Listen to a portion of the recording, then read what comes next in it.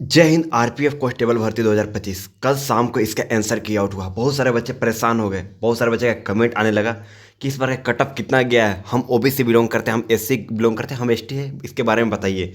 RPF constable का इस बार का कट ऑफ बताने वाला हूँ। बहुत ज़्यादा इंपॉर्टेंट है आप लोगों के लिए, क्योंकि अभी यूट्यूब पर देखोगे ना भाई, हद पार हो गया है यूट्यूब पर। क्योंकि यूट्यूब भी शर्मा रहा होगा कि भाई हम किस जगह पे आ गए हैं, समझ में आ रहा है ना। उसको एक बेइज्जत फील हो रहा होगा, क्योंकि इस प्रकार से वीडियो यूट्यूब पर बनाया जा रहा है। अभी बता रहा हूँ कि नॉर्मलाइजेशन में बताया जा रहा है। कुछ इंपॉर्टेंट जानकारी पहले मैं बताता हूँ आप लोगों को कि प्लस किसी का 45 बढ़ गया है, किसी को बड़ा बताया जा रहा है कि इसमें 8 नंबर बोनस मिल गया है। कोई मतलब हद पार हो गया है। अभी आपको पता भी होगा इसके बारे में अच्छे तरीके से यूट्यूब पर यही अभी खेला हो रहा है। लेकिन चलिए समझते हैं इस बार का cut off, original cut off कितना जा रहा है आफ्टर आंसर की आउट। देन आपको बताते हैं आप किस कैटेगरी से बिलोंग करते हैं। ओबीसी हैं तो कितना जाना चाहिए, एससी है कितना जाना चाहिए, एसटी है आपका सेफ स्कोर कितने होने वाला है। पूरा रियल इन्फॉर्मेशन मैं देने वाला हूँ। वीडियो को लास्ट तक बने रहिएगा। सच अगर आप चैनल पर नए हैं, चैनल को सब्सक्राइब कर नोटिफिकेशन को ऑन कर लीजिएगा। चलिए शुरू करते हैं बिना देर किए हुए। सब्सक्राइब के नोटिफिकेशन को ऑन कर लीजिएगा, ताकि आपको भविष्य में, जैसे कि आपका भी आंसर की आउट हुआ है तो बहुत सारे अभी यूट्यूब पर वीडियो बनना स्टार्ट हो गए। यहाँ तक कि बहुत लोग बोल रहे हैं कि नीचे डिस्क्रिप्शन में लिंक दिया गया है, उस लिंक पर क्लिक करो और अपना नॉर्मलाइजेशन स्कोर चेक करो। जब तक असली में इस प्रकार का नॉर्मलाइजेशन स्कोर के लिए ऑफिशियली अभी तक लिंक प्रोवाइड ही नहीं किया गया है।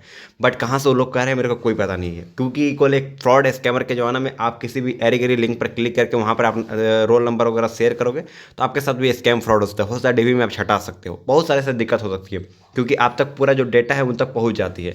तो इस बात को लेकर ध्यान देना है, किसी भी एरी गरी लिंक पर अभी के इस समय क्लिक नहीं करना है। चलिए शुरू करते हैं बिना देर किए हुए। देखो बाबू लोग, हम आपसे एक बताना चाहते हैं। इस बार का जो आरपीएफ कांस्टेबल का कल शाम को कट ऑफ आंसर की जारी हुआ, और हालांकि मैंने इसके ऊपर एक भी वीडियो नहीं बनाया। क्यों नहीं बनाया? जब तक ऑफिशियली जब तक आंसर की जारी नहीं हो जाता तब तक वही बनाने का क्या ही माने मतलब होता है। यहाँ तक मैं देख रहा कि यह एग्जाम खत्म हुआ, दूसरा का आंसर की जारी होना स्टार्ट हो गया था यूट्यूब पर। केवल असली में नहीं हुआ था, केवल यूट्यूब पर हुआ था वीडियो बनाने के लिए। लेकिन चलिए असली समझते हैं, क्योंकि जो डेटा निकल के आ रही है आप लोगों का उसके अकॉर्डिंग। देखो बाबू, इतना समझो कि इस बार का जो ऑफिशियली मैं बता रहा हूँ कि नॉर्मलाइजेशन में जो अंक बढ़े हुए हैं। देखो पहले होता क्या है, आप लोग के नॉर्मलाइजेशन के बारे में पहले समझ लो। बहुत लोगों को नॉर्मलाइजेशन के बारे में जानकारी नहीं होती है। पहले समझते हैं नॉर्मलाइजेशन होता है क्या है, उसके बाद समझते हैं कितने मार्क्स आपके बढ़ रहे हैं, ये समझते हैं। और आपका उसके बाद समझेंगे कि आप जनरल कैटेगरी से हैं, ओबीसी हैं, एससी एसटी है, तो आपको कितने मार्क्स पर आपका कम से कम फिजिकल के लिए प्रिपेयर है। फाइनल मेरिट लिस्ट के लिए मैं नहीं बात कर रहा हूँ, कम से कम आप फिजिकल के लिए कितने मार्क्स पर प्रिपेयर है, चलिए समझते हैं।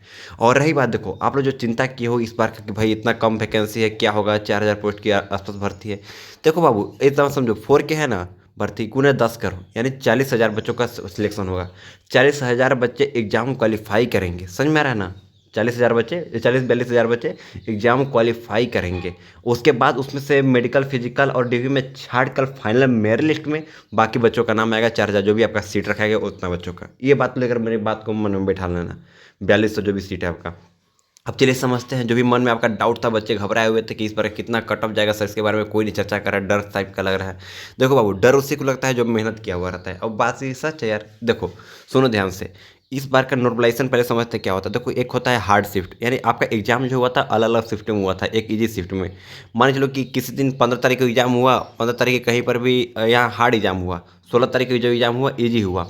तो यहाँ पर मान चलो कि 100 बच्चों में से एवरेज स्कोर देखा जाएगा। हार्ड शिफ्ट में जो बच्चे अटेम्प्ट किए, मान के चलो कि सबका 70 नंबर एवरेज आ रहा है, समझ में आएगा ना, हार्ड शिफ्ट में। और वही इजी शिफ्ट में जो एवरेज स्कोर था वो आ रहा है मान के चलो कि 90 नंबर, समझ में आ रहा है ना।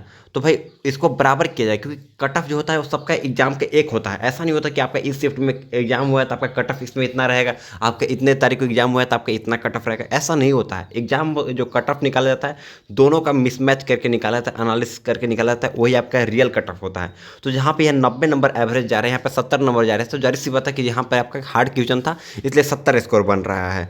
तो इसको बराबर करने के लिए, इसको इक्वल करने के लिए यहाँ पर नॉर्मलाइजेशन को तरीका अपनाकर यहाँ पर बढ़ जाता है अंक, यहाँ पर नंबर बढ़ जाते हैं और यहाँ पर कुछ भी घट भी जाते हैं। जहाँ पर देखना है कि नॉर्मलाइजेशन में नंबर ऐसा नहीं कि बढ़ता ही है, घटता भी है भाई, डिक्रीज भी होता है। समझ में आ रहा है ना, ऐसा नहीं है। पहले नॉर्मलाइजेशन में नंबर डिक्रीज वो देखा जाता है कि सबसे ज़्यादा कौन अटेम्प्ट किए हैं। बहुत सारे बच्चे जिसमें सबसे ज़्यादा अटेम्प्ट है और सबका सबका सही है, तो उसमें भी नंबर को डिक्रीज करने का प्रयास होता है। आपको नॉर्मलाइजेशन का फार्मूला होता है कुछ, उसके जरिए से। तो ये आपको समझ में आ गया होगा मोटा मोटी। लेकिन अभी जो क्या कर रहा है यूट्यूब पर मैं देख रहा हूँ कि भाई 45 नंबर बढ़ जाए, 50 नंबर, ऐसा नहीं होने वाला है। जहाँ पे अगर आपका हार्ड शिफ्ट हुआ था एग्जाम, वहाँ पे अगर आप 12 नंबर 15 नंबर तक हाईएस्ट बढ़ा है अभी तक अकॉर्डिंग, 12-15 नंबर तक हाईएस्ट बढ़ा है। ऐसा नहीं है 12-15 बढ़ा है। लेकिन अभी जो कोई कह रहा है कि 45 बढ़ गया है, 48 बढ़ गया है, 52 बढ़ गया है, 70 बढ़ गया, ऐसा नहीं है। ऐसा कॉल फेक है, बात के मानिएगा। और देखो इस बार का जो कट ऑफ जहाँ तक बात हुआ, देखो बाबू, अगर आप जनरल कैटेगरी से बिलोंग करते हो, पर हम जनरल कैटेगरी से, अगर आप जनरल कैटेगरी से बिलोंग करते हो तो इतना समझो कि 70 80 के बीच में है ना, तो आपको चला जाएगा। 70 75 80 के बीच में है तो चला जाएगा। ओबीसी से हो तो भाई कम से कम, मैं फिजिकल के लिए बात कर रहा हूँ, तो वही 70 प्लस हो, 70 75 चला जाएगा। SC ST हो ना, इस पर क्योंकि इस पर हार्ड क्वेश्चन पूछा गया है और नॉर्मलाइजेशन में नंबर बढ़ेगा तो जाहिर सी बात है प्रॉफिट ही आपका होगा। तो इस बार भी 68 से 75 70 के बीच में आपका एग्जाम पास कर जाओगे, इतना फिक्स है। एग्जाम क्वालिफाई की मैं बात कर रहा हूँ, फाइनल मेरिट लिस्ट में नहीं। फाइनल मेरिट लिस्ट में हो सकता है 95 कट ऑफ चला जाए, 100 कट ऑफ चला जाए, 105 कट ऑफ चला जाएगा, आई डोंट नो, इसका कोई एनालिसिस नहीं है। लेकिन जो अभी के अकॉर्डिंग जितना बच्चों का एनालिसिस किया गया, जितना बच्चों को देखा गया, कितने बच्चों का मार्क्स बन रहे हैं, उसके अकॉर्डिंग पता चलता है कि इस बार का कट ऑफ बहुत ही कम जाने वाली है। और इस बार का मान के चलो एग्जाम के लिए आप प्रिपेयर हो गए भाई, एग्जाम तो आप लोगों ने दे दिया, अब हो गया फिजिकल के लिए आपको प्रिपेयर होना है। एग्जाम के आपको कल आंसर की भी आएगी, अब रिजल्ट कुछ दिन में आ जाएगा। तो इतना समझो कि फिजिकल के लिए भी भैया जिसका अच्छा मार्क्स है ना, वो प्रैक्टिस करते रहो।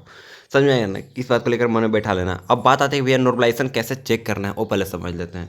तो देखो नॉर्मलाइजेशन में तो फायदा हुआ है, 12 नंबर 15 नंबर किसी किसी का बढ़ा है, लेकिन ये नहीं कहा जा सकता कि हर एक शिफ्ट में बढ़ा हुआ है, ऐसा नहीं है। केवल जहाँ उस दिन बढ़ा हुआ है जिसमें हार्ड शिफ्ट है, जहाँ पे एग्जाम जो है हार्ड शिफ्ट में लिया गया है, उसी दिन बढ़ा हुआ है। अब जहाँ तक बात किया जाए मेरे भाई, तो आपको बताना चाहता हूँ, जैसे इसका नॉर्मलाइजेशन का लिंक एक्टिव होगा या फिर लिंक प्रोवाइड किया जाएगा एज ऑफिशियली, तो मैं आपको सबसे पहले प्रोवाइड करने का प्रयत्न करूंगा यूट्यूब वीडियो के माध्यम से। तो आई होप आप लोगों को वीडियो पसंद आया होगा। साथ साथ लाइक करके चैनल को सब्सक्राइब करके नोटिफिकेशन को भी ऑन कर लीजिएगा, ताकि देखिए नोटिफिकेशन के ऑन जब कर लीजिएगा तो जैसे इसके लिंक एक्टिव होगा, लिंक हमको प्रोवाइड किया जाएगा, तो मैं आपको यूट्यूब के माध्यम से बताने का प्रयास करते रहूँगा, वो आपको अपडेट देने का प्रयास करते रहूँगा। मेरे को भी मोटिवेशन मिलेगी कि यार आपको लिए कुछ समझाने का मैं प्रयास करता हूँ, मैं भी सफल रहा आपको समझाने में। तो आप लोग सब्सक्राइब के नोटिफिकेशन को ऑन जरूर से जरूर कर लीजिएगा। आई होप वीडियो को लास्ट तक बनने के लिए धन्यवाद। तो मिलते हैं एक नए वीडियो में नए टॉपिक के साथ, तब तक के लिए जय हिंद।